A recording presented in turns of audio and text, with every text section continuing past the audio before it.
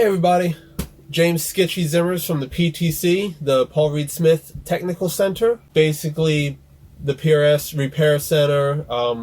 We're responsible for artist modifications, artist builds, customer repairs, customer modifications, some private stock builds. Basically the R&D and repair center.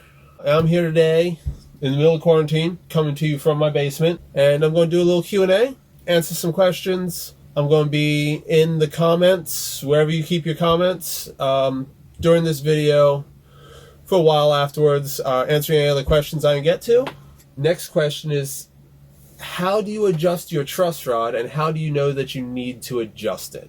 It's a really good question. I know that truss rods can seem scary sometimes. They're really not, at least not in the PRS. The double action truss rod it's a great design. It's really versatile. I'm going to go into a little bit here. Andrew and I also filmed an entire how-to video on truss rod adjustments. So I'm hoping we can link that in right here somewhere. So watch that. It's real nice. There's a little history of the PRS truss rod, the double acting truss rod. For right now, we're just going to do a quick one.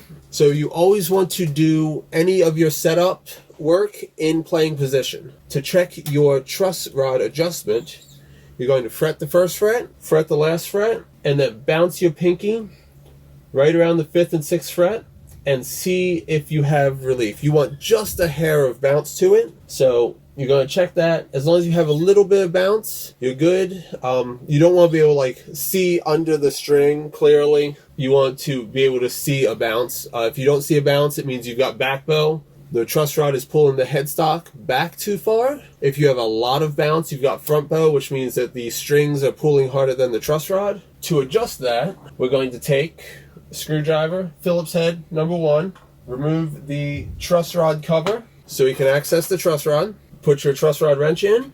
If you have too much front bow, too much bounce, what you're going to do is pull the truss rod wrench towards you. And what that does is, think of it as pulling the headstock back. So it's putting more pressure on truss rod and pushing the neck backwards.